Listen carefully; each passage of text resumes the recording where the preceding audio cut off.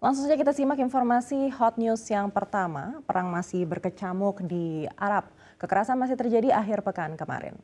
Mengutip laman Turki Anadolu Agency, militer Amerika Serikat dan Inggris telah melakukan 3 serangan udara ke Yaman, tepatnya di wilayah barat Laut Sada. Namun Sada yang dianggap sebagai benteng utama kelompok Houthi dan menjadi gerbang menuju Arab Saudi, mengingat keduanya berbagi perbatasan darat di sana. TV Al Masirah yang berafiliasi dengan Houthi melaporkan pesawat agresi Amerika Inggris melancarkan 3 serangan di Sada Timur. Sayangnya saluran tersebut tidak memberikan perincian lebih lanjut tentang lokasi serangan atau konsekuensinya dan belum ada komentar langsung dari Amerika Serikat atau Inggris.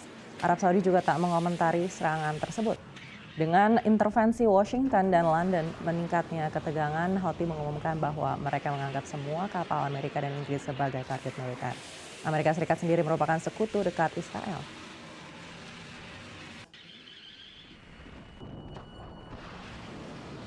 Kita beralih ke informasi yang kedua. Sejumlah negara Asia, termasuk Indonesia, mendapatkan peringatan khusus dari Perserikatan Bangsa-Bangsa atau PBB. Secara spesifik, peringatan itu terkait petaka yang mengancam wilayah Asia dipicu fenomena perubahan iklim. Laporan lembaga PBB, Badan Meteorologi Dunia atau WMO yang bertajuk State of the Climate in Asia 2023 menganalisa bencana yang terjadi di 2023 dan polanya di masa depan. Dikatakan ada laju percepatan indikator perubahan iklim utama seperti suhu permukaan, pencairan gletser, dan kenaikan permukaan air laut. Asia disebut masih menjadi wilayah yang paling banyak dilanda masalah alam di dunia akibat cuaca dan iklim. Benua ini mengalami pemanasan lebih cepat dari rata-rata global dengan tren meningkat hampir 2 kali lipat sejak 1961 ke 1990. WMO mencatat banyak negara di Asia mengalami tahun terpanas yang pernah tercatat pada tahun 2023. Bersamaan dengan kondisi ekstrim mulai dari kekeringan dan gelombang panas hingga banjir dan badai. Perubahan frekuensi iklim dan tingkat keparahan peristiwa tersebut berdampak besar pada masyarakat, ekonomi, dan yang terpenting kehidupan manusia dan lingkungan tempat makhluk hidup tinggal.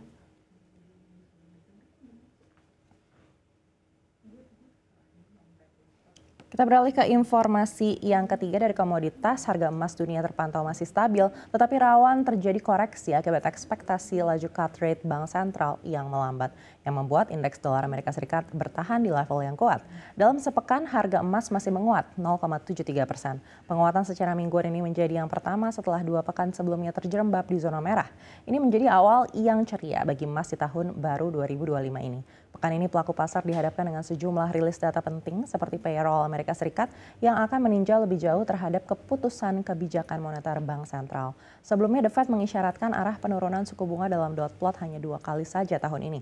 Padahal sebelumnya diproyeksikan bisa turun sebanyak 100 basis point atau 4 kali.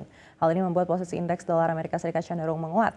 Secara teori biasanya jika dolar menguat, harga emas akan rawan terkontraksi lantaran dinilai mahal. Kendati begitu masih ada beberapa faktor yang akan mendorong emas bullish meskipun cenderung volatile.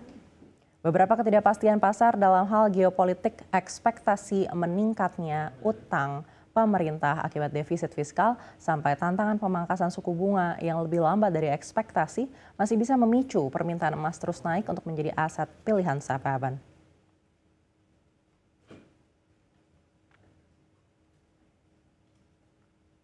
Kita beralih ke hot news yang terakhir. Fenomena kumpul kebo atau hidup bersama tanpa ada ikatan pernikahan kian banyak dilakukan pasangan muda-mudi di Indonesia. The Conversation menyebut hal ini disebabkan adanya pergeseran pandangan terkait relasi dan pernikahan.